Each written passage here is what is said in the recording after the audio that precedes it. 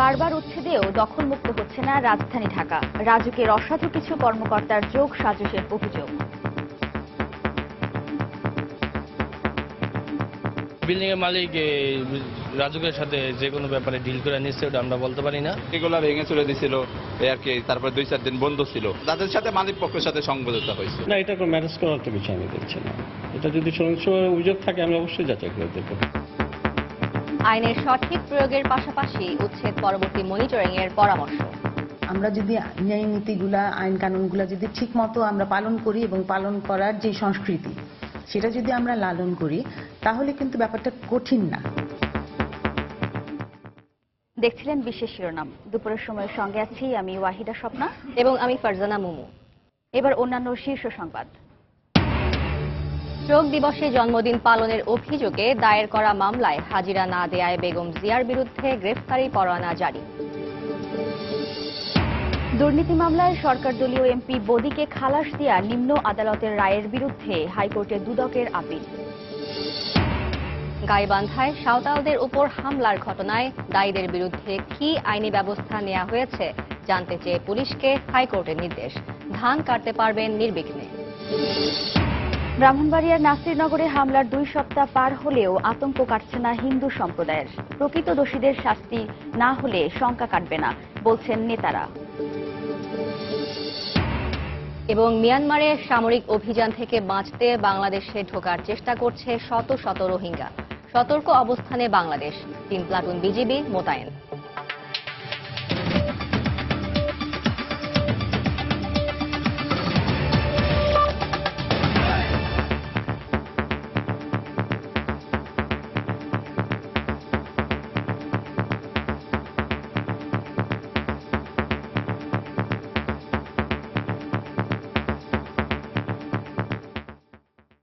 দখল উচ্ছেদ, এরপর আবারও দখল, এ আবর্তেই যেন ঘুরপাক খাচ্ছে রাজুকের নিয়মিত এবং বিশেষ উচ্ছেদ অভিযান। অভিযোগ রয়েছে সংশ্লিষ্টদের হাত করেই নগরীতে এ অবৈধ দখলদারিত্ব বজায় রাখছেন ভবন মালিকরা। নগর পরিকল্পনাবিদদের মত, এখনই দৃষ্টান্তমূলক পদক্ষেপ না নেওয়া হলে অচিরেই বাসের অযোগ্য হয়ে পড়বে 2 কোটি মানুষের এ নগরী। আজহার রিমনের রিপোর্টে বিস্তারিত। রাজধানীর পশ্চিম পান্থপথ দেখে বোঝার উপায় নেই নকশা বহির্ভূত নির্মাণ এবং দখলদারিত্বের কারণে এই সড়কের ভবনগুলোতে চালানো হয়েছিল কোনো উচ্ছেদ অভিযান। বছর জুড়ে চালানো গ্রিন রোড, ধানমন্ডি, তালতলা, উত্তরা কিংবা গুলশান সহ রাজধানীর বিভিন্ন এলাকায় চালানো রাজুকের প্রায় সব অভিযানই এমন ফলশূন্য। কখনো মাস বা সপ্তাহের ব্যবধানে, কখনো আবার উচ্ছেদের পরপরই শুরু হয় আবারও দখল করার তৎপরতা। বিল্ডিং এর মালিক রাজুকের সাথে যে কোনো ব্যাপারে ডিল করে নিচ্ছে, ওটা আমরা বলতে পারি না। বিল্ডিং মালিক পক্ষ বলতে পারবে। এগুলা ভেঙে চলে দিছিল আর কি, তারপর 2-4 দিন বন্ধ ছিল। তারপরে তাদের সাথে মালিক পক্ষের সাথে সংবদ্ধতা হয়েছে। তবে ক্যামেরার সামনে কৌশল উত্তর দেন এসব ভবন মালিক। কেউ আবার দখলদারিত্ব টিকিয়ে রাখার ব্যাপারে বেশ আত্মবিশ্বাসী। যদি আমি দোকান চালাইতে পারি তাহলে চালাইলাম, আর যদি ওনারা দোকান চালাইতে না দেয় তাহলে তো সেক্ষেত্রে আমি আর কিছুই করতে পারবো না। আমার কার পার্কিংই হয়ে যাবে। প্রত্যেকটা জায়গা ভাঙাচোরা করে অনেক করছে, তাতে কি গাড়ির জ্যাম কি কমছে? বাসযোগ্য নগর নির্মাণের দায়িত্বে নিয়োজিতদের বিরুদ্ধে এমন অভিযোগের ব্যাপারে হতাশা প্রকাশ করেন নগর বিশেষজ্ঞরা। সাথে সাথে পরামর্শ দেন উচ্ছেদ পরবর্তী মনিটরিং জোরদারের। অনিয়ম করে যখন একটা স্থাপনা তৈরি করে, তখন কিন্তু সে সবসময় একটা ঝুঁকি নেয়। ঝুঁকির মাত্রাটা কমে যেতে থাকে দিন দিন, কারণ সে দেখে যে এগুলা কখনোই ভাঙা হচ্ছে না, কখনোই আইনানুগ ব্যবস্থা হচ্ছে না, কিংবা কখনো নোটিশ বা তারা যখন কোনো পায় তখন তারা আবার অন্যভাবে, অনৈতিকভাবে সেগুলাকে ম্যানেজ করার চেষ্টা করে। তবে ম্যানেজ হওয়ার অভিযোগ অস্বীকার করেন রাজুক চেয়ারম্যান। এটাই না যে আমরা এখানে অভিযান করে গেলাম, তারা আবার যদি আবার করে আবার আমরা সেখানে অভিযান করবো না। আমাদের এরকম আছে, আমরা এক জায়গায় একাধিকবারও আমরা গিয়েছি। না, এটা কোনো ম্যানেজ করার তো কিছু আমি দেখছি না। এটা যদি সহিংস অভিযোগ থাকে আমি অবশ্যই যাচাই করে দেব। গেল 3 মাসেই প্রায় 315টি ভবনে অবৈধ উচ্ছেদ অভিযান চালিয়েছে রাজুক। চলমান এই কার্যক্রমে আরো প্রায় 3500 স্থাপনায় অভিযান চালানোর পরিকল্পনা রয়েছে সংস্থাটির। আজহার লিমন, সময় সংবাদ, ঢাকা। রাজধানীর বাংলা মোটর মোড় থেকে মগবাজার পর্যন্ত সড়কের 2 পাশ দখলমুক্ত করেছেন ঢাকা মেট্রোপলিটন পুলিশ ডিএমপির ভ্রাম্যমাণ আদালত। দুপুর 12টা 15 মিনিট থেকে শুরু হওয়া এই উচ্ছেদ অভিযান চলে দুপুর 1টা পর্যন্ত। এ সময় সড়কের পাশে থাকা ভ্রাম্যমাণ খাবারের দোকান তুলে দেওয়া হয়। এছাড়া মেরামতের জন্য সড়কের দুই পাশে লাইন দিয়ে রাখা মোটরসাইকেল ও প্রাইভেট কার থেকে নামমাত্র জরিমানা করেন আদালত। তবে যেসব দোকান মূল সড়কের উপরে গাড়ি রেখে দিনের পর দিন ব্যবসা চালিয়ে আসছে সেই সব প্রতিষ্ঠানের বিরুদ্ধে নেওয়া হয়নি কোনো ব্যবস্থা। এই বিষয়ে ম্যাজিস্ট্রেটের কাছে জানতে চাইলে পাওয়া যায়নি কোনো সদুত্তর।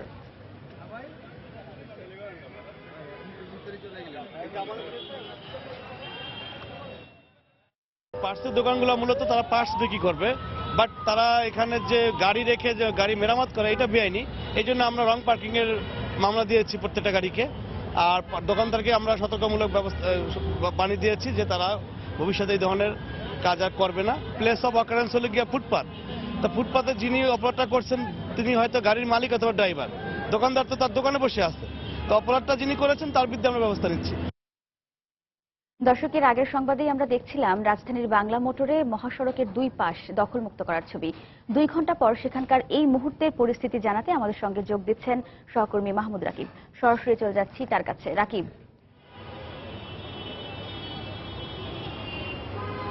হ্যাঁ স্বপ্ন, এখন থেকে ঠিক 1 থেকে 1 ঘন্টা আগে আমরা দেখেছি এই বাংলা মোটর থেকে একদম মগবাজার পর্যন্ত রাস্তার দুপাশ অবৈধ দখলমুক্ত করেছেন ডিএমপির নির্বাহী ম্যাজিস্ট্রেট নেতৃত্বে একটি ভ্রাম্যমাণ আদালত। তো এখন যদি আমরা দেখি সেই রাস্তাটি কিন্তু ঠিক 1 ঘন্টা পরেই একদম আবার ঠিক দখল হয়ে গেছে। আপনি যদি আমার পিছনে দেখেন যে আমরা যে রাস্তাটিতে আছি, এই রাস্তাটি মূলত আপনি জানেন যে এখানে বিভিন্ন গাড়ির ওয়ার্কশপ রয়েছে বা যেটি বলা হয় মেরামতকারী প্রতিষ্ঠান। তো সেই মেরামতকারী প্রতিষ্ঠানগুলো থেকে এই মূলত তারা এই রাস্তার ফুটপাথকে কেন্দ্র করে কিন্তু ব্যবসা প্রতিষ্ঠান পরিচালনা করে আসছেন। আপনি দেখতে পাচ্ছেন যে এই গাড়িগুলো কিন্তু কিছুক্ষণ আগেই এসে মাত্র 1 ঘন্টা আগে এসে রাস্তাটি পুরো দখলমুক্ত করে গিয়েছিলেন ডিএমপির একটি ভ্রাম্যমাণ আদালত। তবে সেটি কিন্তু 1 ঘন্টার মধ্যে আবার পুরোপুরি দখল হয়ে গেছে। আপনি দেখতে পাচ্ছেন যে বাংলা মোটর থেকে মগবাজার যে রাস্তাটি আছে, এই রাস্তাটির বলা হয় নিউ স্কটল্যান্ড রোড। এই নিউ স্কটল্যান্ড রোড কিন্তু এখন আবার অর্ধেকের বেশি রাস্তা জায়গা জুড়ে আবার তারা ব্যবসা পরিচালনা করছেন। তো বুঝতেই পারছেন যে আসলে যে অভিযানটি হয়েছে সেটি একদমই আমরা বলতে পারি বা এখানকার যারা সাধারণ মানুষ আছেন তারা কিন্তু বলছেন যে একটি ব্যর্থ অভিযান এবং টেকসই কোনো অভিযান যে হয়নি। এর কারণ হিসেবে তারা বলছেন কিছুক্ষণ আগে যখন অভিযানটি পরিচালনা হয়েছিল তখন আমরা দেখেছি এখানে যে গাড়িগুলো রাখা হয়েছে মেরামত করার জন্য, মূলত ডিএমপির যিনি ছিলেন এই অভিযানের নেতৃত্বে ছিলেন নির্বাহী ম্যাজিস্ট্রেট মশিউর রহমান, তিনি মূলত এই গাড়িগুলোকে কিন্তু বারবার জরিমানা করছিলেন। তো সেই জরিমানা কিন্তু যেহেতু সবাই বলছিল যে জরিমানা গাড়িগুলোকে কেন করা হচ্ছে, জরিমানা করতে হবে যেহেতু এখানকার দোকানগুলোই মূলত ব্যবসা পরিচালনা করছেন। এই দোকানে যারা রয়েছেন এই দোকান থাকার কারণেই কিন্তু এখানে গাড়িগুলো আসছে এবং রাস্তা দখল হচ্ছে। তো সেই দোকানগুলোকে যখন কোনো জরিমানা করা হবে না বা কোনো শাস্তি দেওয়া না হবে তাহলে কিন্তু এই সমস্যা কাটবে না এবং এই অভিযানে কিন্তু কোনো ফলপ্রসূ কিছুই আসবে না। তো এই কারণেই মূলত এই যে আপনি দেখতে পাচ্ছেন যে 1 ঘন্টার মধ্যেই রাস্তাটি আবার দখল হয়ে গিয়েছে এবং এই রাস্তায় গাড়িগুলো রেখে আবারও যানজটের কারণ হয়েছে। এবং আপনি জানেন যে এই রাস্তাটি কিন্তু একটি ব্যস্ততম সড়ক। এই ব্যস্ততম সড়কে যখন এরকম অর্ধেক রাস্তা বন্ধ করে রাখা হয় তখন কিন্তু যানজট সৃষ্টি হবে, এটি স্বাভাবিক। তো এখানকার যারা সাধারণ মানুষ আছেন তারা বলছেন যে যখন অভিযান পরিচালনা করা হবে শুধুমাত্র গাড়িগুলোকে কোনো জরিমানা করে লাভ হবে না, এখানে যে দোকানগুলো পরিচালনা করা হচ্ছে এবং যে দোকানগুলোর কারণে গাড়িগুলো রাখা হচ্ছে সেই দোকানগুলোকে যখন জরিমানার আওতায় আনা হবে তখনই রাস্তাটি দখলমুক্ত হবে। তো মোটামুটি আমার কাছে বাংলা মোটর থেকে এই ছিল সবশেষ খবর। স্বপ্না। দর্শক, বাংলা মোটরের মহাসড়কের দুপাশ দখলমুক্ত করার খবর আমাদেরকে জানাচ্ছিলেন সহকর্মী মাহমুদ রাকিব। চলে যাচ্ছি পরের প্রসঙ্গে। গাইবান্ধার গোবিন্দগঞ্জে সাঁওতালদের ওপর হামলার ঘটনায় জড়িতদের বিরুদ্ধে কি আইনি ব্যবস্থা নেওয়া হয়েছে তা 10 দিনের মধ্যে জানাতে পুলিশকে নির্দেশ দিয়েছেন হাইকোর্ট। সকালে বিচারপতি ওবায়দুল হাসান ও বিচারপতি কৃষ্ণ দেবনাথের সমন্বয়ে গঠিত দ্বৈত বেঞ্চ এই আদেশ দেন। সেই সাথে চিনিকল এলাকায় সাঁওতালদের ধান কাটা নির্বিঘ্ন করতেও নির্দেশ দেন হাইকোর্ট। গতকাল সাঁওতালদের ওপর গুলি করার ঘটনা খতিয়ে দেখা এবং সাঁওতালদের নিরাপত্তা নির্দেশনা চেয়ে হাইকোর্টে রিট করেছেন আইন ও সালিশ কেন্দ্র সহ 3টি বেসরকারি সংগঠন। এদিকে অজ্ঞাতনামা 600 জনের বিরুদ্ধে মামলা করেছে এক আদিবাসী। এছাড়া এ ঘটনায় 5 জনকে গ্রেফতার করেছে পুলিশ। গত 6 নভেম্বর গাইবান্ধার গোবিন্দগঞ্জে রংপুর সুগার মিলের জমি নিয়ে শ্রমিকদের সঙ্গে সাঁওতালদের সংঘর্ষ হয়। এদিকে গাইবান্ধার গোবিন্দগঞ্জের সাঁওতালপল্লীতে হামলায় আহত দ্বিজেন টুলুর একটি চোখ দৃষ্টিহীন হয়ে পড়েছে, আরেক চোখে পড়ছে পানি। তবে চিকিৎসক বলছেন অপর চোখটিতে ক্ষতি হলেও তা সারিয়ে তোলা সম্ভব। আহত দ্বিজেনের সঙ্গে দেখা করতে গেলে তিনি অভিযোগ করেন অপরাধ না করেও সাজা পেতে হচ্ছে তাকে। কামরুজ্জামান মামুনের রিপোর্ট। পুলিশ প্রহরায় হাসপাতালে চিকিৎসাধীন গাইবান্ধার গোবিন্দগঞ্জের হামলার ঘটনায় আহত দ্বিজেন টুডু। একটি চোখ হয়ে পড়েছে দৃষ্টিহীন, আর অপরটির চিকিৎসা চলছে যাতে পুরো অন্ধ না হয়ে যায়। এই যে অসহায় মানুষকে এইভাবে মারে আবার ফান্দে ফালাইয়া এই যে দোষী কইরা আবার মনে করেন যে নিয়ে যায় হলো হাজতে, তাহলে সরকারের দোষ না? তারা গিয়ে না প্রশাসনের লোক না, তারা সরকারি লোক না, তারা তাহলে মনে করেন যে আমার মতো মানুষ কেমনে বাঁচবে? কি জন্য নিয়ে যাবে? আমাদের জায়গা জমি আবার আমাদেরকে নিয়ে যাবে? জাতীয় চক্ষু বিজ্ঞান ইনস্টিটিউটের পরিচালক জানালেন, দ্বিজেনকে সুস্থ করতে 5 সদস্যের মেডিকেল বোর্ড কাজ করছে। চোখটা যেটা নষ্ট হয়েছে সেটার ভিতরে স্প্লিনটা ঢুকে গিয়েছিল, ভিতরে রক্তক্ষরণ হয়েছে, যার জন্য আর এটা রেটিনাতেও আঘাত করেছে, যার কারণে দৃষ্টি চলে গিয়েছে। আর একটা চোখে সামান্য ব্লিডিং আছে ভিতরে, যেটাকে ভিট্রাস হেমারেজ বলে, সেটাও চিকিৎসা চলছে। আস্তে আস্তে সেটা ঠিক হয়ে যাওয়া আশা করছি, আস্তে আস্তে সে ঠিক হয়ে যাবে। হাসপাতাল থেকে মুক্তির পর আইনের হাতে বন্দী হতে হবে দ্বিজেনকে। এত ক্ষতির পরও বাপদাদার জমি যেন ফিরে পান, এটি তার চাওয়া। কামরুজ্জামান মামুন, সময় সংবাদ, ঢাকা। ব্রাহ্মণবাড়িয়ার নাসিরনগরে হামলার ঘটনার 2 সপ্তাহ পার হলেও আতঙ্ক কাটছে না এলাকার হিন্দু সম্প্রদায়ের লোকজনের। সম্প্রদায়ের নেতারা বলছেন, ঘটনার সঙ্গে জড়িত প্রকৃত দোষীদের শাস্তি না হলে এই শঙ্কা দূর হবে না। তবে পুলিশের পক্ষ থেকে বলা হচ্ছে, হিন্দু সম্প্রদায়ের নিরাপত্তার জন্য সব ধরনের ব্যবস্থা নেওয়া হয়েছে। উজ্জ্বল চক্রবর্তীর তথ্য ও জুয়েলুর রহমানের ছবি নিয়ে ডেস্ক রিপোর্ট। গত 28 অক্টোবর ব্রাহ্মণবাড়িয়ার নাসিরনগর উপজেলার হরিপুরে রসরাজ দাসের ফেসবুক থেকে কাবা শরীফ অবমাননার অভিযোগ ওঠে। এ ঘটনাকে কেন্দ্র করে 30 অক্টোবর নাসিরনগর উপজেলা সদরে একাধিক ইসলামী সংগঠনের পক্ষ থেকে সভা হয়। এরপরই সেদিন হঠাৎ করেই একদল লোক লাঠিসোঁটা হাতে নিয়ে উপজেলা সদরের হিন্দু অধ্যুষিত দাসপাড়া, কাশীপাড়া, ঘোষপাড়া, নমশূদ্রপাড়া, পশ্চিমপাড়ায় হামলা চালায়। এ সময় 10টি মন্দির এবং শতাধিক বসতঘর ভাঙচুর, লুটপাট করা হয়। এ ঘটনার পর স্বরাষ্ট্রমন্ত্রী সহ সরকারের পদস্থ কর্মকর্তা, রাজনীতিবিদ ও মানবাধিকার কর্মীরা দফায় দফায় নাসিরনগর এসে হিন্দু সম্প্রদায়ের লোকজনকে অভয় দেন। কিন্তু তারপরও অজানা শঙ্কা আর আতঙ্ক কিছুতেই তাদের পিছু ছাড়ছে না। আওরা জাল বাইতে গেল, আমরা ভিতরে বয় আসে, মাছ ধরত গেল বয় আসে, কিন্তু কোন দিন কোনটা হয় আমরা এই আতঙ্কের মধ্যে আছি। কিভাবে নিরাপত্তা থাকতে পারি? হ্যাঁ, এই দুই চাই। 3 ফাইলে তার হইতে না, মনের শান্তি হচ্ছে সবচেয়ে বড়। হিন্দু সম্প্রদায়ের নেতারা জানান, ঘটনার সঙ্গে জড়িত প্রকৃত দোষীদের শাস্তি না হলে এই ভয় শঙ্কা দূর হবে না। আগে একটা ঘটনা ঘটে গেল, এই জন্য আমরা এখন চাই যে দীর্ঘমেয়াদী একটা নিরাপত্তা ব্যবস্থা। যারা প্রকৃত অপরাধী তাদেরকে আইনের আওতায় এনে দৃষ্টান্তমূলক শাস্তির ব্যবস্থা নেওয়া হোক, এবং যারা নিরপরাধী ব্যক্তি তাদেরকে যেন হয়রানি না করা হয়। এদিকে হিন্দুদের সব ধরনের নিরাপত্তার ব্যবস্থা গ্রহণ করা হয়েছে বলে জেলা পুলিশের পক্ষ থেকে বলা হয়েছে। রাজ্যে পাহাড়ের ব্যবস্থা করা হয়েছে, আমাদের মোবাইল প্যাট্রোলিং রয়েছে, বিজিবি রয়েছে, এখনো র্যাব রয়েছে। স্বাভাবিক জীবনযাপনের জন্য সকলকে আমরা আমাদের পক্ষ থেকে পূর্ণ আস্থা রাখার জন্য আমরা অনুরোধ করেছি। এ ঘটনায় নাসিরনগর থানায় মোট 6টি মামলা দায়ের করা হয়। এসব মামলায় ভিডিও ফুটেজ দেখে পুলিশ এখন পর্যন্ত 85 জনকে গ্রেফতার করেছে। সময় সংবাদ, ব্রাহ্মণবাড়িয়া।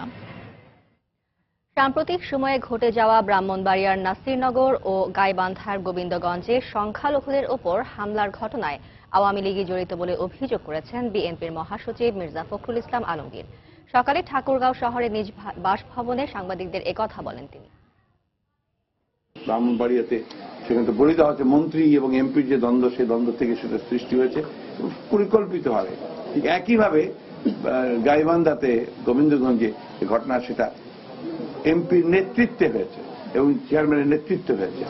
এখন এরা সবসময় যেটা করে, উদরপিণ্ডি বুদর ঘরে চাপায় এবং নিজের অন্যায় অপরাধগুলোকে ঢেকে দেওয়ার জন্য বিএনপিকে দোষারোপ করে।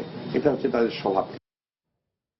বঙ্গবন্ধুর শাহাদাত বার্ষিকীর দিনে মিথ্যা জন্মদিন পালনের অভিযোগে করা মামলায় আদালতে হাজির না হওয়ায় বিএনপি চেয়ারপারসন বেগম খালেদা জিয়ার বিরুদ্ধে গ্রেফতারি পরোয়ানা জারি করেছেন আদালত। সকালে ঢাকা মহানগর হাকিম মাজহারুল ইসলামের আদালত এই আদেশ দেন। আগামী 2রা মার্চ গ্রেফতারি পরোয়ানা বিষয়ক প্রতিবেদন দাখিলের জন্য দিন ধার্য করা হয়েছে। গত 30 আগস্ট বেগম জিয়ার বিরুদ্ধে এই মামলাটি করেন এক সাংবাদিক। ওই দিনই আদালত মামলা আমলে নিয়ে বেগম জিয়াকে 17 অক্টোবর আদালতে হাজির হওয়ার নির্দেশ দেন। বেগম জিয়া সেদিন আদালতে না যাওয়ায় তার বিরুদ্ধে গ্রেফতারি পরোয়ানা জারির আবেদন করেন বাদী। মামলার বাদী অভিযোগ করেন, বঙ্গবন্ধুকে হেয় করতেই বিএনপি চেয়ারপারসন উদ্দেশ্যমূলকভাবে 15ই আগস্ট জন্মদিন পালন করে আসছেন। আদালতে রিটার্ন হওয়ার পরে খালেদা জিয়া যখন আদালতে আসেন না, তখন আমরা গ্রেপ্তারি পরোয়ানা চাই, যে গ্রেপ্তারি পরোয়ানা অর্ডার আমরা আজকে পেয়েছি বেগম খালেদা জিয়ার বিরুদ্ধে। যারা এই মামলা করে বেনিফিট নিতে চায় সরকারের কাছ থেকে, এই ধরনের কিছু লোক, অতি উৎসাহী লোক, ইচ্ছে করেই বিভিন্ন ঘটনা দেখিয়ে বিভিন্ন মামলা করতেছে। আমরা আইনগতভাবে এর সমাধানে আগাবো। জ্ঞাত আয় বহির্ভূত দুর্নীতির মামলা থেকে সরকার দলীয় এমপি আব্দুর রহমান বদিকে খালাস দেয়া নিম্ন আদালতের রায়ের বিরুদ্ধে হাইকোর্টে আপিল করেছে দুদক। এর আগে গতকাল দুর্নীতির ওপর মামলায় বদিকে জামিন দেন হাইকোর্টের একটি বেঞ্চ। সকালে হাইকোর্টের সংশ্লিষ্ট শাখায় এই আপিল করেন দুদকের আইনজীবী খুরশিদ আলম খান। গত 2রা নভেম্বর 1,90,00,000 টাকা সম্পদের তথ্য গোপনের দায়ে বদিকে 3 বছরের কারাদণ্ড ও 10 লাখ টাকা জরিমানা করলেও জ্ঞাত আয় বহির্ভূত সম্পদ অর্জনের অভিযোগ থেকে অব্যাহতি দেন ঢাকার বিশেষ জজ আদালত। আজ এই খালাসের বিরুদ্ধে আপিল করল দুদক। এদিকে গতকাল সম্পদের তথ্য গোপনের অপর মামলায় 3 বছরের সাজা হওয়ার পর বদির আইনজীবীর করা জামিন আবেদনের শুনানি শেষে বিচারপতি রুহুল কুদ্দুসের একক বেঞ্চ 6 মাসের অন্তর্বর্তী জামিন দেন। জলবায়ু সম্মেলনে যোগদান শেষে মরক্কো থেকে ঢাকায় ফিরেছেন প্রধানমন্ত্রী শেখ হাসিনা। সকালেই বাংলাদেশ বিমানের একটি বিশেষ ফ্লাইটে হযরত শাহজালাল আন্তর্জাতিক বিমানবন্দরে পৌঁছান তিনি। বিমানবন্দরে তাকে স্বাগত জানান মন্ত্রী পরিষদের সদস্যগণ। মঙ্গলবার মরক্কোর মারাকাসের বাব ইগলোতে বিশ্ব জলবায়ু সম্মেলন COP22 এর উচ্চ পর্যায়ের এক বৈঠকে অংশ নেন প্রধানমন্ত্রী। সেখানে এক ভাষণে ওয়াটার এসডিজি অর্জনে বৈশ্বিক তহবিল গঠনের প্রস্তাব দেন প্রধানমন্ত্রী শেখ হাসিনা। এর আগে সোমবার এ সম্মেলনে যোগ দিতে পররাষ্ট্রমন্ত্রী আবুল হাসান মাহমুদ আলী সহ 58 জন সদস্যের প্রতিনিধি দল নিয়ে মরক্কো যান প্রধানমন্ত্রী।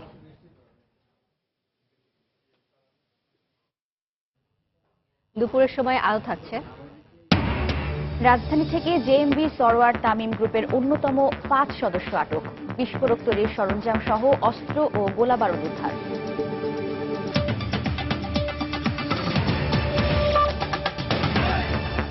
মিয়ানমারের রাখাইন প্রদেশে সামরিক অভিযানের হাত থেকে বাঁচতে সীমান্ত অতিক্রম করে বাংলাদেশে ঢোকার চেষ্টা করছে শত শত রোহিঙ্গা। আন্তর্জাতিক বিভিন্ন গণমাধ্যমে এ খবর প্রকাশিত হয়েছে। এসব রোহিঙ্গাদের মধ্যে বিপুল সংখ্যক নারী ও শিশু রয়েছেন।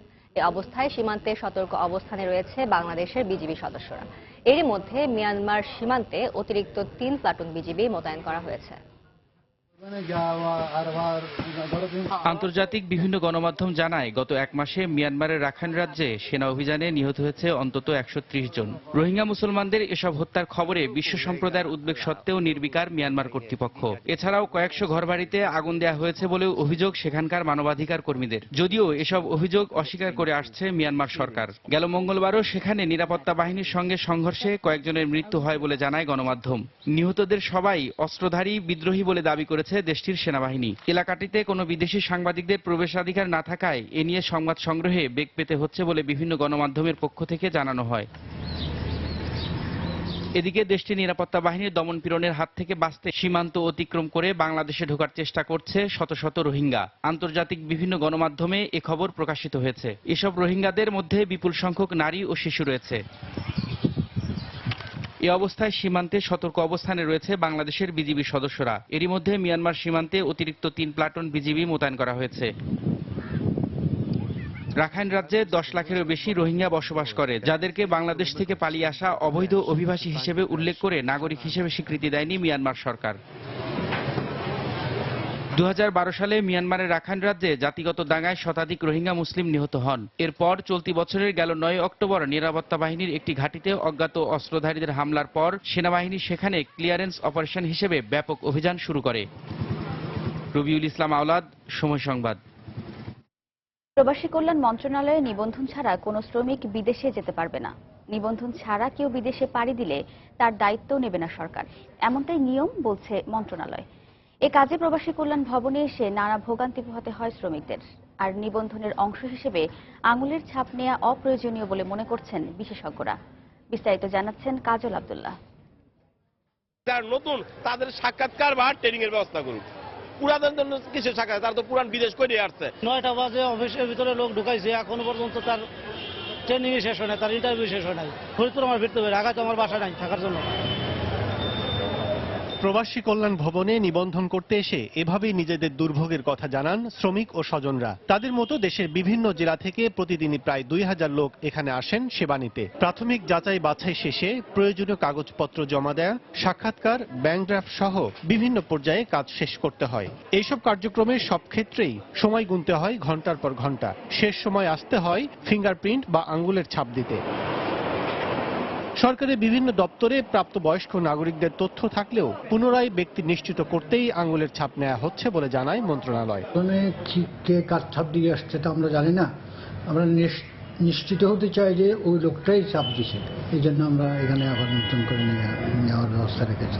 বিদেশ যাওয়ার আগে আঙ্গুলের ছাপ নেওয়াকে অপ্রয়োজনীয় বলে মনে করেন গবেষকরা। গভর্নমেন্ট যদি মেসেজ দিয়ে বলে যায় যারা বিদেশ যেতে চান তারা আপনাদের মোবাইলে অথবা গভর্নমেন্ট তারা যে ডাটাটাকে যে 18 লক্ষ লোকের যে ডাটা আছে সেখান থেকে তো সবাই তো তাদের মোবাইল নাম্বার দিয়েছে, তো মোবাইল থেকে তো সবার ফিঙ্গারপ্রিন্টটা মোবাইল কোম্পানিগুলোতে আছে, তো গভর্নমেন্ট সেখান থেকেই তো নিতে পারে ডাটাটা। সেখানে কেন আবার আরেকটা মাধ্যম তৈরি করে মানে আরেকটা লেয়ার মিডলম্যান তৈরি হয়। তবে সরকারের জনশক্তি কর্মসংস্থান ও প্রশিক্ষণ ব্যুরো বিএমইটি জানায়, নিবন্ধন না করে কোনো শ্রমিক বিদেশ গেলে তার দায় দায়িত্ব নেবে না সরকার। যারা বৈধভাবে যাবে তারা সরকারের যেগুলো সুযোগ সুবিধা আছে সবগুলোই পাবে তারা। যেমন মারা গেলে তারা এখন 3 লাখ টাকা পায়, তারপর দাফন কাফনের জন্য তারা 35,000 টাকা দেওয়া হয়, কেউ অসুস্থ হলে তাদের চিকিৎসা করা হয়, তারপরে তাদের ছেলে মেয়েদের বৃত্তি দেওয়া হয়। এই ধরনের বিভিন্ন প্রোগ্রাম নেওয়া হয়েছে। শ্রমিকদের স্বার্থে নিবন্ধনের সব প্রক্রিয়া আরো সহজ করার পরামর্শ সংশ্লিষ্টদের। কাজল আব্দুল্লাহ, সময় সংবাদ, ঢাকা। দেখছেন দুপুরের সময়। দুরন্ত বাইসাইকেল, উড়ে চলো দুরন্ত গতিতে। রাজধানীর আদাবর ও উত্তরা এলাকা থেকে 90 জেএমবির 5 সদস্যকে আটক করেছে র্যাব। আটককৃতরা জেএমবির সরওয়ার তামিম গ্রুপের জঙ্গি প্রশিক্ষক, বিস্ফোরক বিশেষজ্ঞ ও অর্থ সমন্বয়কারী হিসেবে কাজ করত। আটককৃতদের কাছ থেকে বিস্ফোরক তৈরির সরঞ্জাম সহ অস্ত্র ও গোলাবারুদ উদ্ধার করা হয়। এর মধ্যে রয়েছে পিস্তল, ম্যাগাজিন, ডেটোনেটর ও ককটেল। দুপুরে র্যাবের মিডিয়া সেন্টারে এক সংবাদ সম্মেলনে জানানো হয়, গোয়েন্দা তথ্যের ভিত্তিতে বুধবার রাতে অভিযান চালিয়ে মাওলানা আব্দুল হাকিম ও রাজিবুল ইসলামকে রাজধানীর বিমানবন্দর এলাকা থেকে আটক করা হয়। পরে তাদের দেয়া তথ্যের ভিত্তিতে গাজী কামরুল সালাম সোহান, মোহাম্মদ সোহেল রানা ও শেখ মোহাম্মদ আব্দুল সালামকে আটক করা হয় আদাবর এলাকা থেকে। আটককৃতদের মধ্যে কামরুল সালাম সোহান ডেস্কোতে কর্মরত ছিলেন। এছাড়া মাওলানা আব্দুল হাকিম জঙ্গিদের আধ্যাত্মিক প্রশিক্ষক হিসেবে দায়িত্ব পালন করতেন।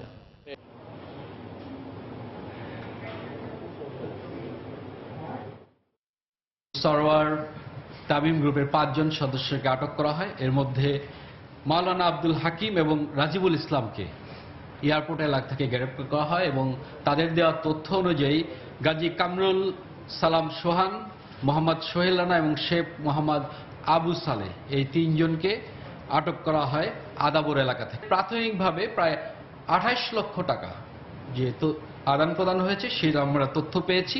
আমরা এখন দেখতে পেয়েছি যে এই যে সরওয়ার তামিম গ্রুপের মধ্যে আসলে অন্যান্য জঙ্গি সংগঠনের সদস্যরাও কিন্তু এর মধ্যে ইনটেক হয়েছে।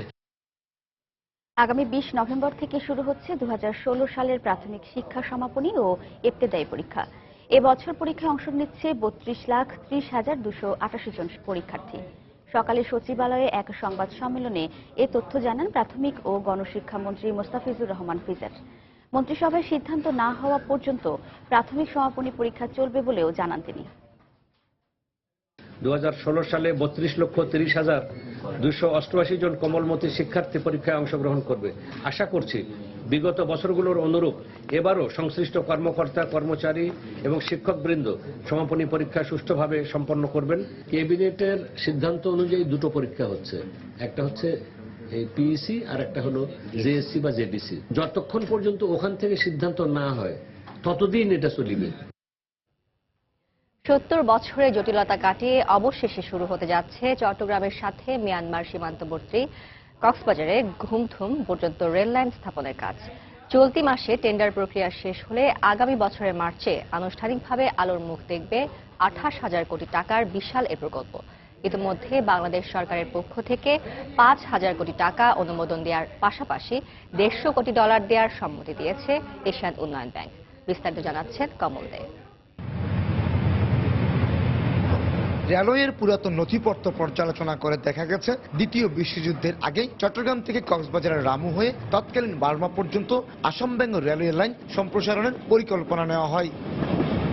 47 সালে দেশ বিভক্তির পর পাকিস্তান সরকার এর জরিপ শেষ করে, কিন্তু বাংলাদেশ স্বাধীন হওয়ার পর এই পরিকল্পনা অনেকটা চাপা পড়ে যায়। তবে বর্তমান সরকার এই প্রকল্পকে অগ্রাধিকার হিসেবে চিহ্নিত করে কাজ শুরুর নির্দেশনা দেয়।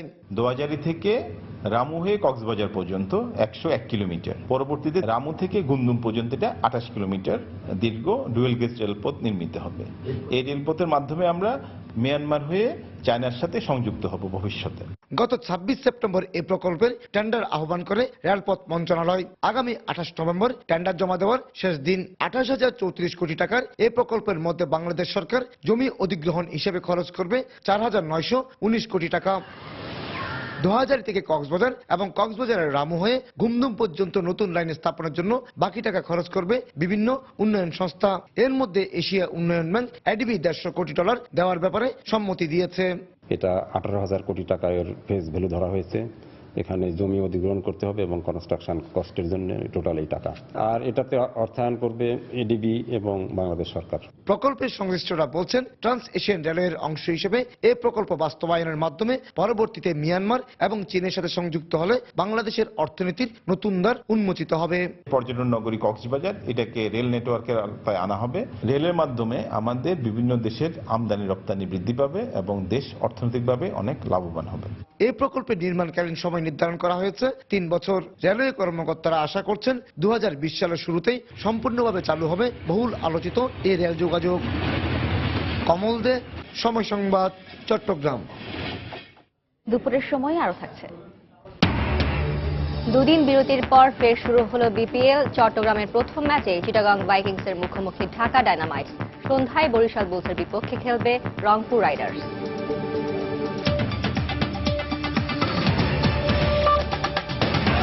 33 দিন আগে রাজধানীর সায়েন্স ল্যাব থেকে অপহৃত ডাক্তার ইকবাল মাহমুদকে উদ্ধারে প্রধানমন্ত্রীর হস্তক্ষেপ কামনা করেছেন তার বাবা মুক্তিযোদ্ধা AKM নুরুল আলম। সকালে জাতীয় প্রেস ক্লাবে এক সংবাদ সম্মেলনে তিনি এ দাবি জানান। পরিবার জানায় 33 দিন হয়ে গেলেও পুলিশের পক্ষ থেকে তাকে উদ্ধারের কোনো অগ্রগতি নেই। গত 14 অক্টোবর ডাক্তার ইকবাল লক্ষ্মীপুর থেকে ঢাকার উদ্দেশ্যে রওনা হন। ভোর 3টার দিকে তিনি রাজধানীর সায়েন্স ল্যাব এলাকায় পৌঁছান। সেখানে বাস থেকে নামার পর তাকে অজ্ঞাত কয়েকজন একটি মাইক্রোবাসে জোর করে তুলে নিয়ে যায়। এই ঘটনায় ধানমন্ডি থানায় সাধারণ ডায়েরি করা হয়। পরে সিসিটিভির ফুটেজ সংগ্রহ করে ধানমন্ডি থানায় দেয়া হলেও ডাক্তার ইকবালকে উদ্ধারে কোনো অগ্রগতি নেই বলে অভিযোগ করেন তার বাবা।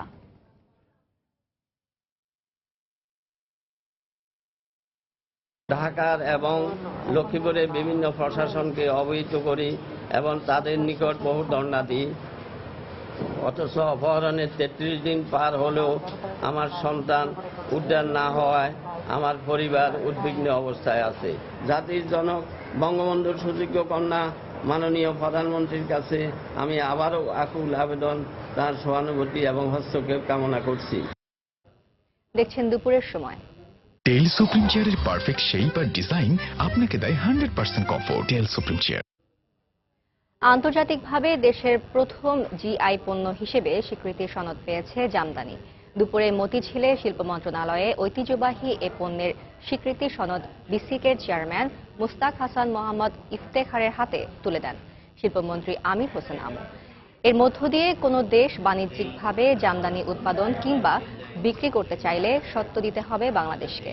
জামদানির জিআই নিবন্ধনের ফলে আর্থিকভাবে লাভবান হবেন এর কারিগররা, যা জামদানি শিল্পের বিকাশে কার্যকর ভূমিকা রাখবে বলে আশা প্রকাশ করেন শিল্পমন্ত্রী। বাজারে পর্যাপ্ত পরিমাণে খুচরা নোট না থাকায় পশ্চিমবঙ্গের কলকাতা সহ গোটা রাজ্যে মুদ্রা বিনিময় বন্ধ রেখেছেন ব্যবসায়ীরা।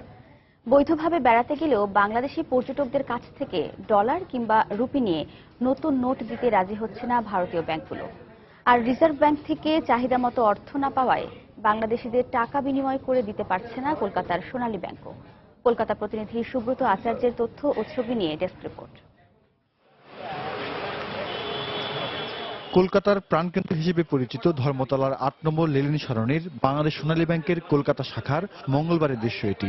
সরকারিভাবে বাতিল করা পুরনো 500 ও 1000 টাকার নোট বদল ও খুচরা টাকার জন্য গেল কয়েকদিনের মতো এদিনও বাংলাদেশি পর্যটকদের প্রচন্ড ভিড় দেখা যায়। ভোর থেকে রাত পর্যন্ত লম্বা লাইনে দাঁড়ালেও কাঙ্ক্ষিত খুচরা নোট না পাওয়ায় ক্ষোভ প্রকাশ করেন অনেকে। আমরা বাংলাদেশ থেকে এসেছি, যে আমাদের বাংলাদেশের পাসপোর্ট, আমরা খুব সমস্যায় আছি, আমরা ডলার পাচ্ছি না, টাকা ভাঙাতে পাচ্ছি না। বাংলাদেশ থেকে এসেছে, আমার ডলার ভাঙিয়ে দিন, ডলার প্রত্যেকটি মানি চেঞ্জার বন্ধ, কোথাতে টাকা ভাঙা হবে বলুন? 3-4 দিন ধরে তো খাওয়া দাওয়াই পাচ্ছি না, কোথাও মানে টাকার অভাবে। আর বাইরে বলতেছে 2000 টাকা দিলে 1000 টাকা পাবে দালালরা। আমাদের কোনো টাকাই দেয় না সরকার, ডলার দেয় না, কোনো টাকা ভাঙতি নেয় না, হোটেলে থাকতে দেয় না। যদি নেয় বাংলা টাকা 500 টাকা নিলে তারা আমাকে 200-250 রুপি দেয়, মানে এক বেলা দিলে 2 বেলা দেয় না, 3 বেলা আমরা 2 বেলা না খেয়ে থাকি। গত কয়েকদিনে সোনালী ব্যাংক থেকে কমপক্ষে 500 বাংলাদেশিকে ডলার কিংবা রুপির নতুন নোট দেওয়া হয়েছে। তবে রিজার্ভ ব্যাংক থেকে 1.5 কোটি রুপির চাহিদার বিপরীতে মাত্র 40 লক্ষ রুপি বরাদ্দ পাওয়ার কথা জানায় ব্যাংক কর্তৃপক্ষ। আমরা আমাদের সাধ্যমতো চেষ্টা করছি যে সবাইকেই যাতে আমরা সহযোগিতা করতে পারি এবং তাদের প্রয়োজনীয় টাকাটা যাতে হাতে তুলে দিতে পারি, এবং এই পর্যন্ত আমরা চেষ্টা করছি যাতে সবাইকেই আমরা কাউকে যাতে ফিরাতে না হয়। সোনালী ব্যাংকের শিলিগুড়ি শাখাতেও ভিড় বেড়েছে বাংলাদেশি পর্যটকদের। তবে কলকাতা থেকে শিলিগুড়ির দূরত্ব কিছুটা বেশি হওয়ায় প্রয়োজনীয় ভারতীয় নোটের জন্য কলকাতা শাখার দিকে ছুটছেন গ্রাহকরা।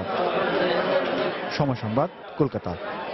গ্রীষ্ম ও বর্ষা মৌসুমে খুলনার তেরোখাদা উপজেলার খালবিলে থাকা প্রচুর দেশি প্রজাতির মাছ বৃহৎ জনগোষ্ঠীর আমিষের চাহিদা পূরণ করে থাকে। এবারও শীতের শুরুতেই পর্যাপ্ত দেশি মাছ ধরা পড়েছে খালে বিলে। এতে জেলেরা লাভবান হচ্ছেন আর পর্যাপ্ত মাছ কাঙ্ক্ষিত দামে পেয়ে খুশি ক্রেতারাও। তরিকুল ইসলামের প্রতিবেদন, ক্যামেরায় ছিলেন নেয়ামুল হোসেন কোচি। উপরে পদ্মফুল ও কচুরিপানা, নিচে বিস্তীর্ণ জলরাশি, এর মধ্যে লুকিয়ে আছে দেশি প্রজাতির কই, মাগুর, শিং সহ হরেক রকমের মাছ। চিত্রা ও 18 বেকি নদী শুকিয়ে যাওয়ায় জলবদ্ধতার কারণে গত 10 বছর ধরে মাত্র একটি ফসল ফলাতে পারে খুলনার তেরোখাদা উপজেলার কৃষকেরা। বছরের বাকি সময় মাছ ধরে চলে জীবন জীবিকা। তবে এবছর উপজেলার জলবদ্ধ 10টি বিলে শীতের শুরুতেই ধরা পড়ছে প্রচুর মাছ। নলা, কাতলা, তার বিল্লি জাতের আয়না, ফুটি, শোল, গজাল, মোট কথা বিল্লি ও জাতীয় জাত মাছ সব আছে। ওই যা পায় 200-300 টাকা বিক্রি করে, তাতে ভালোভাবে এই সংসার চলতেছে সবাই। শীতের শুরুতে প্রচুর দেশি প্রজাতির মাছ ধরা পড়ায় ক্রেতা ও বিক্রেতা উভয়ই লাভবান হচ্ছেন। এই মাছগুলো আমরা ধরে, যারা ধরে নেয় এদের কাছ থেকে কিনে বাজারে, বিভিন্ন বাজারে পাঠাই, তারপরে খুলনা পাঠাই, ঢাকায় পাঠাই, বিভিন্ন জায়গায় যায় এই মাছগুলো। প্রচুর পরিমাণে মাছ পাওয়া যায় এখানে। যে বুতিয়ার বিলের মাছ, এখানে দাম খুব কম। উপজেলা মৎস্য কর্মকর্তা বলছেন, উৎপাদন বাড়াতে দেশি মাছ সংরক্ষণে অভয়াশ্রম ও বিল নার্সারি পদ্ধতি কার্যক্রম শুরু করা হচ্ছে। দেশি মাছ সংরক্ষণের জন্য আমরা এখন যে পলিসি নিয়েছি সেটা হলো অভয়াশ্রম স্থাপন এবং বিল নার্সারি, এবং এইটাই এখন পর্যন্ত আমাদের যে পরিবেশ আছে তার সাথে সহনীয়। তেরোখাদা উপজেলায় বছরে দেশি মাছ উৎপাদন হয় 6500 মেট্রিক টন। এর মধ্যে 4000 মেট্রিক টন স্থানীয় চাহিদা মিটিয়ে দেশের বিভিন্ন স্থানে সরবরাহ করা হয়। তরিকুল ইসলাম, সময় সংবাদ, খুলনা। দেশের দ্বিতীয় বৃহত্তম মুঠোফোন অপারেটর হিসেবে একসাথে যাত্রা শুরু করল রবি এয়ারটেল। রবি ব্র্যান্ড নামে গতকাল অপারেটর দুটি একীভূতকরণের মধ্য দিয়ে আনুষ্ঠানিক যাত্রা শুরু করে। একই সাথে রবির অধীনের একটি স্বাধীন ব্র্যান্ড হিসেবে থাকছে এয়ারটেল। রবির পাঠানো এক সংবাদ বিজ্ঞপ্তিতে বলা হয়, এই প্রক্রিয়ার মধ্য দিয়ে দেশের টেলিযোগাযোগ খাতের সবচেয়ে বড় একীভূতকরণ কার্যক্রম হলো। বর্তমানে একীভূত অপারেটরটির মোট গ্রাহক সংখ্যা দাঁড়িয়েছে 3,22,00,000। একীভূত কোম্পানিতে রবি আজিয়াটার শেয়ার 68.7%, এয়ারটেলের 25% এবং জাপানের এনটিটি ডোকোমোর 6.3% মালিকানা থাকবে। একীভূত কোম্পানির সূত্রে জানা গেছে, গ্রাহকরা রবির 018 সিরিজের পাশাপাশি এয়ারটেলের 016 সিরিজ ব্যবহার করতে পারবে। গত 31শে আগস্ট রবি এয়ারটেলের একীভূত হওয়ার প্রক্রিয়া শুরু হয়।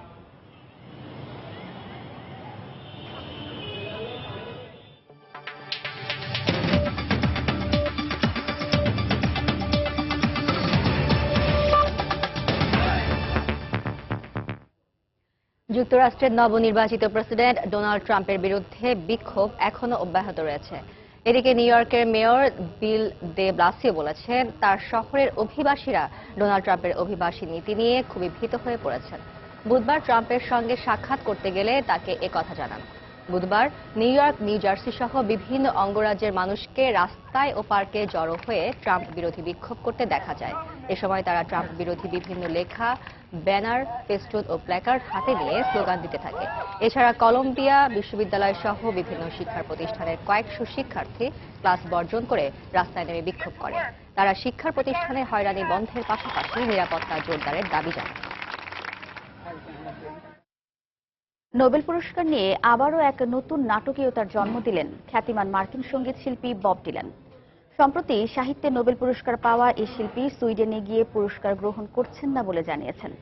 সুইডিশ একাডেমি জানিয়েছে, বব ডিলান তাদের কাছে এক চিঠির মাধ্যমে জানিয়েছেন আগে থেকে অন্য একটি প্রতিশ্রুতি থাকায় পুরস্কার নিতে সুইডেন যেতে পারছেন না তিনি। যদিও এ পুরস্কার পেয়ে তিনি অনেক সম্মানিত বোধ করছেন এবং অনুষ্ঠানে উপস্থিত থেকে তা গ্রহণ করতে পারলে খুশি হতেন বলেও জানিয়েছেন। তবে নিয়ম অনুযায়ী আগামী বছরের জুন মাসের মধ্যে তাকে নোবেল বক্তৃতা দিতে হবে।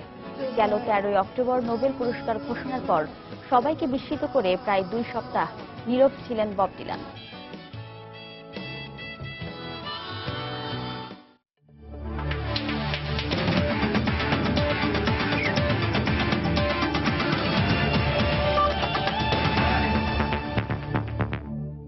বিপিএল এর খবর। বিপিএল এ চট্টগ্রাম পর্বের প্রথম ম্যাচে চিটাগাং ভাইকিংসের মুখোমুখি হয়েছে ঢাকা ডায়নামাইটস। ম্যাচে ভাইকিংসের বিপক্ষে টস হেরে ব্যাট করছে সাকিবের ঢাকা। শেষ খবর পাওয়া পর্যন্ত ডায়নামাইটসের সংগ্রহ 7 উইকেটে 135 রান। আগে ব্যাট করতে নেমে শুরুটা ভালোই করেছিলেন ঢাকার 2 ওপেনার। দলীয় 31 রানে ইনফর্ম ওপেনার মেহেদি মারুফ ফেরেন 20 বলের ঝড়ো গতিতে 33 রান করে। এরপর সাঙ্গাকারার 17 ও নাসির হোসেনের 20 রান করে সাজঘরে ফিরলে কিছুটা অস্বস্তিতে পড়ে ঢাকা। ব্যক্তিগত 13 রানে সাকিব ও ভাইকিংসের আফগান রিক্রুট মোহাম্মদ নবীর বলে বোল্ড হয়ে সাজঘরে ফেরেন। ব্রাভো ফিরে যান ব্যক্তিগত 3 রান করে। দলের লঙ্কান রিক্রুট সেকুগে প্রসন্না ফেরেন ব্যক্তিগত 8 রান করে। কিন্তু এক প্রান্ত আগলে রেখে ঢাকাকে বড় সংগ্রহের স্বপ্ন দেখাচ্ছেন বাংলাদেশের ক্রিকেটের নতুন তারকা মোসাদ্দেক সৈকত। এদিকে বিপিএল এর দ্বিতীয় ম্যাচে বরিশাল বুলসের মুখোমুখি হবে রংপুর রাইডার্স। ঢাকা পর্বে 4 ম্যাচে 3 জয় পাওয়া মুশফিকের বরিশাল 6 পয়েন্ট নিয়ে আছে টেবিলের 2 নম্বরে। অন্যদিকে 3 ম্যাচে 2 জয় পাওয়া নাইম ইসলামের রংপুর 4 পয়েন্ট নিয়ে আছে টেবিলের 4 নম্বরে। দুই দলের ক্রিকেটাররাই চান ম্যাচ বাই ম্যাচ ভালো পারফরম্যান্স করতে। চট্টগ্রামের জহুর আহমদ চৌধুরী স্টেডিয়ামে সন্ধ্যা 6:45 শুরু হবে দুই দলের ম্যাচটি। ঢাকা পর্বে একমাত্র হার আসরের শক্তিশালী দল ঢাকা ডায়নামাইটসের বিপক্ষে। এছাড়া আর কোনো ম্যাচে হারের মুখ দেখতে হয়নি মুশফিকের বরিশাল বুলসকে। ভারসাম্যপূর্ণ দলটি তাই এখন পর্যন্ত ধরে রেখেছে টেবিলের দ্বিতীয় স্থান। এবার রংপুর রাইডার্সের মুখোমুখি হবে বুলসরা। বরিশাল বুলসের অনেক ক্রিকেটারেরই অভিজ্ঞতা রয়েছে এম এ আজিজ স্টেডিয়ামে জাতীয় দলের হয়ে খেলার। দলে বিদেশি রিক্রুটদের মধ্যে শেষ ম্যাচে চমক দেখানো মালান ছাড়াও দারুণ খেলছেন অধিনায়ক মুশফিক এবং পেসার আল আমিন। সব মিলিয়ে ঢাকার মতো বিপিএল এর চট্টগ্রাম পর্বেও পারফরমেন্সের সেই ধারাবাহিকতা ধরে রাখার কথা জানালেন দীর্ঘদিন পর ব্যাট হাতে জ্বলে ওঠা শাহরিয়ার নাফিস। একই সাথে জয়ের ব্যাপারেও আশাবাদ ব্যক্ত করেন বরিশালের এই ব্যাটসম্যান। তো 3টা ম্যাচে যেরকম ধারাবাহিকভাবে পারফরমেন্স করেছি, চিটাগাংয়ের ফার্স্ট ম্যাচটা আমরা ওভাবেই শুরু করতে চাই। আমরা ম্যাচ বাই ম্যাচ যেতে চাই এবং প্রত্যেকটা ম্যাচে ভালো পারফর্ম করতে চাই। টি20 ম্যাচে যে পার্টিকুলার ডেতে ভালো পারফর্ম করবে সেই জিতবে। এদিকে বরিশালের চেয়ে 1 ম্যাচ কম খেলা রংপুর রাইডার্স অবশ্য ম্যাচে কিছুটা হলেও থাকবে ব্যাকফুটে, কারণ পয়েন্ট টেবিলে তাদের অবস্থান 4 নম্বরে। বল হাতে শহীদ আফ্রিদি, আরাফাত সানিরা জ্বলে উঠলেও ব্যাট হাতে নিজেদের তেমন মেলে ধরতে পারেননি সৌম্য সরকাররা। তাই স্পিনার আরাফাত সানি মনে করেন উইকেটের পাশাপাশি টস ভাগ্য সহায় হলে ম্যাচ জেতা অসম্ভব কিছু নয়। যত কম ভুল করবে তার পসিবিলিটি বেশি থাকবে যে ম্যাচ উইন করার। উইকেট আছে, তারপর টসের ভাগ্যের ব্যাপারে টস উইন করার। সো দেখা যাবে কালকে উইকেটের বিহেভিয়ারের উপর। আর সবাই চেষ্টা করবে সবাই খেলা উইন করার জন্য। ঢাকা পর্বের ভুল শুধরে এবার নিজেদের সেরাটা দিয়ে দুদলই চায় বন্দরনগরীতে জ্বলে উঠতে। ফারজানা মুমু, সময় সংবাদ। দুপুরের সময় এই পর্যায়ে শীর্ষ সংবাদ জানিয়ে দিচ্ছি আরেকবার। রাজধানীর বাংলা মোটর মোড় থেকে মগবাজার পর্যন্ত সড়কের 2 পাশ দখলমুক্ত করার 2 ঘন্টার মধ্যে আগের চিত্র। দখলকারীদের বিরুদ্ধে ব্যবস্থা নেওয়া হচ্ছে। শোক দিবসে জন্মদিন পালনের অভিযোগে দায়ের করা মামলায় হাজিরা না দেয়ায় বেগম জিয়ার বিরুদ্ধে গ্রেফতারি পরোয়ানা জারি। দুর্নীতি মামলায় সরকার দলীয় এমপি বদিকে খালাস দেয়া নিম্ন আদালতের রায়ের বিরুদ্ধে হাইকোর্টে দুদকের আপিল। গাইবান্ধায় সাঁওতালদের উপর হামলার ঘটনায় দায়ীদের বিরুদ্ধে কি আইনি ব্যবস্থা নেওয়া হয়েছে জানতে চেয়ে পুলিশকে হাইকোর্টের নির্দেশ, ধান কাটতে পারবে নির্বিঘ্নে। এবং মিয়ানমারের সামরিক অভিযান থেকে বাঁচতে বাংলাদেশে ঢোকার চেষ্টা করছে শত শত রোহিঙ্গা, সতর্ক অবস্থানে বাংলাদেশ, 3 প্লাটুন বিজিবি মোতায়েন। এই ছিল দুপুরের সময়। যে কোনো খবর পেতে ভিজিট করুন সময় নিউজ.টিভি। সঙ্গে থাকুন সময়।